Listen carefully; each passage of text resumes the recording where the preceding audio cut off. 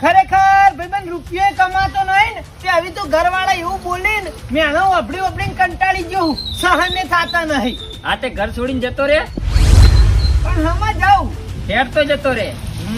ખેડ તો જાઉં તો કોક ઉપાડી જાય ને બીક લાગે એટલા નહીં જાતો. તો સાયકલ લઈને જતો રે. સાયકલમાં પંચર છે મારે.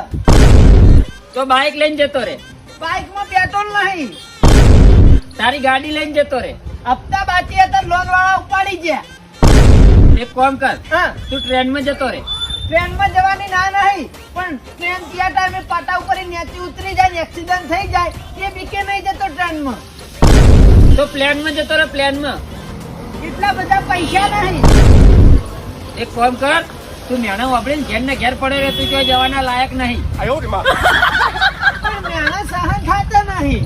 વાપરતાની સહન ના થતો હોય તો કોક